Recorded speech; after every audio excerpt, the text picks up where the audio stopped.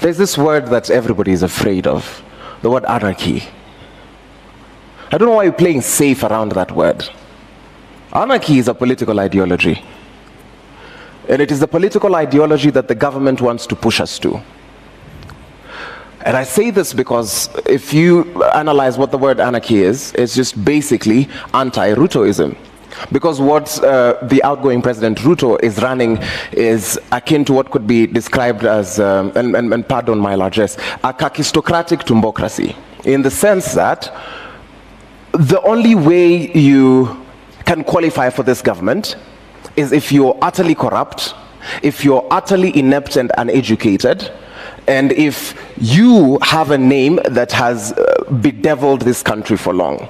So sorry to break it to you, fellow comrades in the Catholic University of East Africa and all other school-going children, that you will never be in government because you're educated and you stand for something. Dimwits, all of you.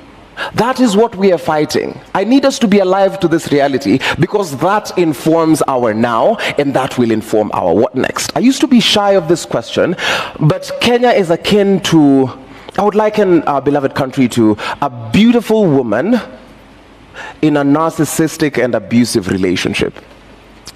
And asking that woman what next is after she bears her heart out to you and you tell her, wa, sauta do. It is imperative, it is incumbent upon us to, one, figure out how do we take our friend from this situation, because otherwise we run the risk of victim blaming. And a lot of the times the people who are asked what next are the victims. It has never been to the powerful people because they know exactly what is now, and they know that up to 100 generations they will be sorted off the blood of your backs. And they use your blood to sign political deals. That's all that's needed. Kitambo, it used to be signatures. Nowadays, the more lucrative thing in my analysis is the blood of young men. Not even for rituals or anything, because you guys are not that important. I need to remind you, when you're walking around, don't you dare think that you're a human being. You're nothing in this country as a young person. We despise you and we hate you, and that is why when there are police excesses and we go on the streets, we are told, tone down. Between you and a headless chicken, I see no difference. This is how we push back. It is in the remembrance of the cruelty that this regime has meted upon us. When you remember that corruption is akin to genocide, when someone steals money that was meant for vaccines, when someone steals money that's meant for higher education, when someone steals money that's meant for food, it should anger you because there are millions who will never get to see the light of day. We push back because of the resolve we have while saying Daima Sisi wa Kenya. We will push back because what next looks like this.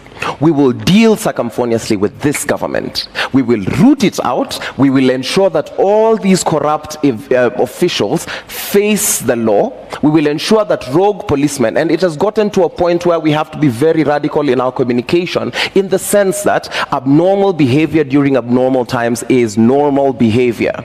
The state is trying to push young men and women to violence because they cannot reason. That is why the only way the state can deal with you is if they criminalize you, because they know they can manipulate criminal law.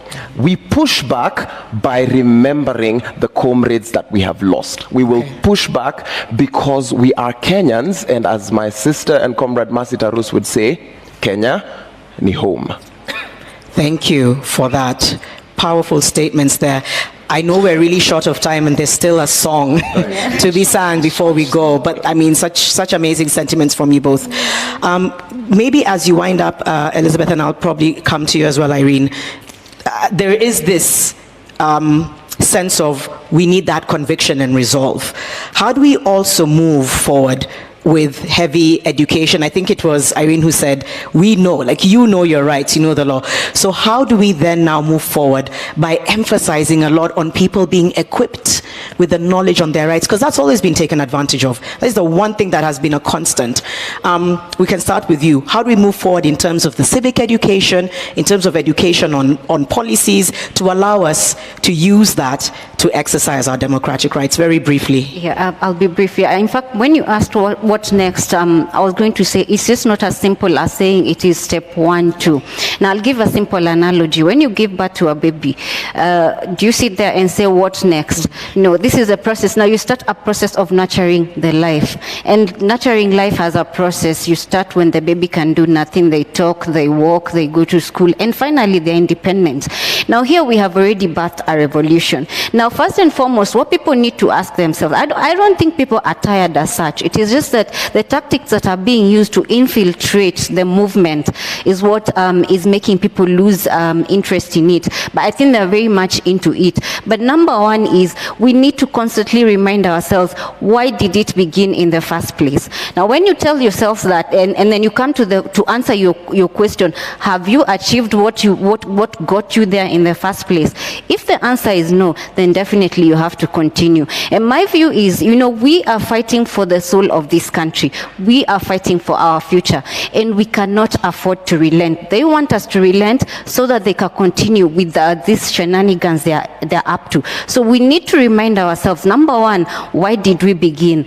And then number two, we need to do civic education. Now, I'll give you an example. You can see these border people who are being, okay, not all of them. There are people who are infiltrating as borders, other goons. We need to do a massive civic awareness among the population. Show them this is the problem.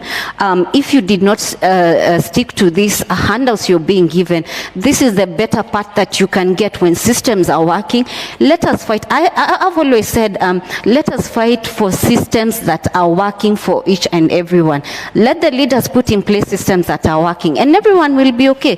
It's not an issue that we all want to be crazily rich, but if you can meet your needs and you can live a decent life, most people would be comfortable with that. So we need to remind ourselves two elements. We need to remind ourselves why we began, and number two, we need massive civic education for the population. Thank you. Very important. Finally, Irene. Further to what my sister Anjali has said, I believe that as LSK, we have been doing this and we continue doing it, creating awareness, educating the masses. We have legal aid clinics. We always host them at different court stations, and we are always urging people to come. And you can ask as many questions as you want. And because of the times that we are in, such avenues go ahead to help people understand how our country runs, what their rights are, what their duties are as citizens, and what they should expect from the government. I actually believe that we are not against taxes. Our problem is how are our taxes being used? That's the biggest problem, because why are you taxing people yet they don't see any benefit? We don't have roads, we don't have hospitals, we don't have proper working schools. Even higher education has become a problem. After Form 4, what's next? Are they going to, like they were saying, they give people border? I'm not looking down on border riders, but all of us cannot be border riders. You see, so we need to have systems that work.